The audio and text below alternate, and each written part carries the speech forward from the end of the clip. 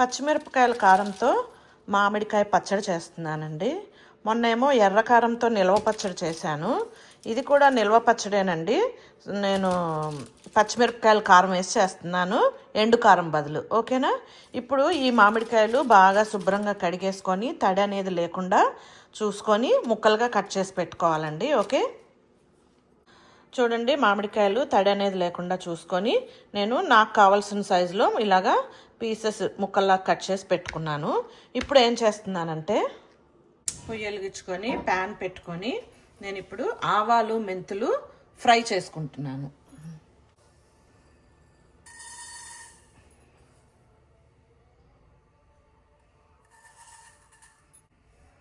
ఒకటిన్నర స్పూన్ ఆవాలు వేసుకున్నాను, హాఫ్ స్పూను మెంతులు వేసుకుంటున్నాను.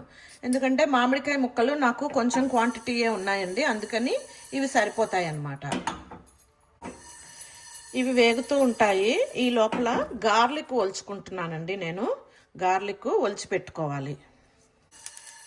ఇవి వేగిపోయాయండి. నేను ఇవన్నీ ఒక ప్లేట్లో వేసేసుకుంటున్నాను. చల్లగా అవ్వాలి.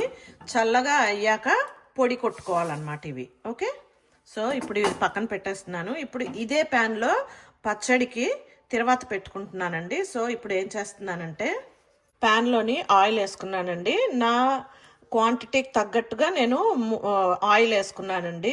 ఫస్ట్ టైం చేస్తున్నాను కాబట్టి అందాజుగా చేస్తున్నానండి. బాగా కుదిరితే నెక్స్ట్ టైము కొలతలతో చెప్తాను. ఓకేనా? ఆయిల్ వేడవుతూ ఉంటుందండి. ఈ లోపల గార్లిక్ ఒలుచుకున్నాం కదండి, కొంచెం కచ్చాపచ్చగా దంచుకుందామండి. ఆయిల్ వేడైపోయింది. దీంట్లోకి ఆవాలండి, జీలకర్ర, అండ్ నేను కొంచెం ఇంగువ కూడా వేసుకుంటున్నాను. మనకి ఇది ఒక నెల రోజుల పాటు నిల్వ ఉంటుంది కాబట్టి నేను ఇది బాగా చల్లగా అవ్వాలండి. పచ్చడి బాగా చల్లగా ఆయిల్ బాగా చల్లగా అయ్యాకే పచ్చడిలో వేసుకుంటాను ఈ ఆయిల్ని. ఓకే, స్టవ్ ఆఫ్ చేసేసి ఓ పక్కన పెట్టేసుకుంటానండి చల్లగా అవ్వడం కోసం. ఓకే, ఇప్పుడు ఈ ఆవాలు కూడా చల్లగా అయిపోయాయి. ఇవి మనము పొడి చేసుకుందాం మిక్సీ జార్లో వేసుకొని. ఓకే, ఇదిగోండి, ఇప్పుడు ఇదంతా పొడి కొట్టేసుకున్నాను, ఆవాలు మెంతులు. ఓకే,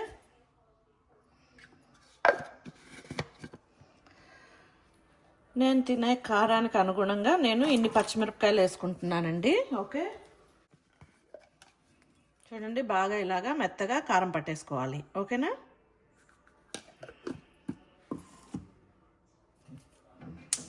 ఇప్పుడు మళ్ళీ స్టవ్ అంటించుకొని ప్యాన్ పెట్టుకుందామండి. ఎందుకంటే ఆ పచ్చి కారము ఫ్రై చేసుకోవాలి, ఆ పచ్చి ఘాటు అనేది పోయే వరకు. ఓకే, అందుకని మళ్ళీ ఇంకో ప్యాన్ పెట్టుకున్నానండి. పెట్టుకొని దీంట్లోకి కొంచెంగా ఒక 2-3 స్పూన్లంతా ఆయిల్ వేసుకున్నాను. ఇప్పుడు ఇది బాగా వేడవ్వాలి ఆయిల్. ఓకే, ఇదిగోండి, ఇప్పుడు మనం మిక్సీకి వేసుకున్న ఈ పచ్చికారాన్ని కాసేపు ఫ్రై చేసుకున్నామండి ఆయిల్లో వేసి.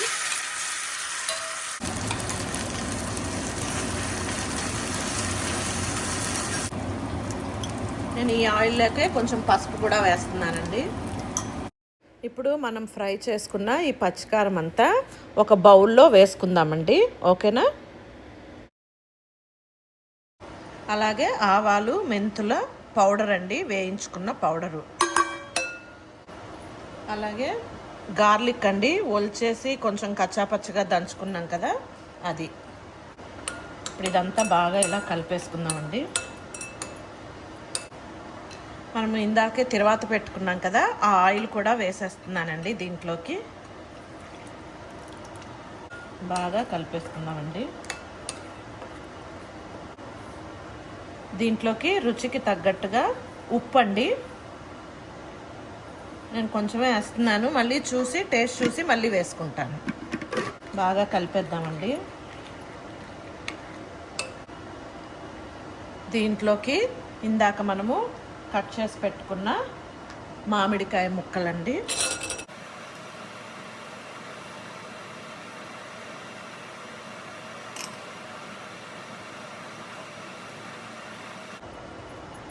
ఇదంతా బాగా ఇలా కలిపేసుకుందాం. ఆయిల్, పచ్చికారము, ఉప్పు అంతా మామిడికాయలకి పట్టుకోవాలి కదా, అందుకని వావ్, చూడ్డానికి కలర్ఫుల్గా భలే ఉందండి. తినాలనిపిస్తుంది నాకు ఇప్పుడే. బట్ పచ్చికారంది కదండి, ఒక 2 రోజులన్నా ఊరితే చాలా బాగుంటుందన్నమాట. మనం ఎర్రకారంది అయితే వెంటనే కొంచెం ఇట్లా అన్నం పెట్టేసుకొని కలుపుకొని తినేస్తాము. బట్ ఇది పచ్చికారంది కదండి, దాంట్లో నుంచి మామిడికాయల్లో నుంచి పులుపు అంతా బాగా బయటకు వచ్చి ఆ పచ్చికారము అంతా బాగా మిక్స్ అయ్యి ఊరితే చాలా బాగుంటుందన్నమాట.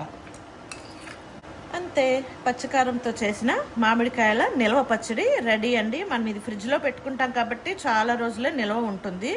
ఓకేనా, తడి అనేది లేకుండా బాగా మనం అన్నీ పాటించామనుకోండి, సో చాలా రోజులే నిల్వ ఉంటుందన్నమాట.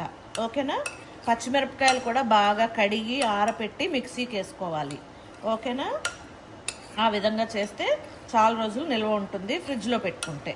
ఓకేనా, ఇప్పుడు ఇది మూత పెట్టేసి పక్కన పెట్టేద్దాం. ఓకేనా, థ్యాంక్స్ ఫర్ వాచింగ్. మీరు కూడా అందరూ చేసుకొని ఎంజాయ్ చేయండి. మీరు ఈ వీడియో చూశాక తప్పకుండా చేసుకుంటారండి, అంత బాగుంటుందన్నమాట పచ్చడి అనేది. ఓకేనా, చేసుకొని ఎలా ఉంది అనేది కామెంట్ చేయండి. ఓకేనా, please like, share, subscribe. Thank you.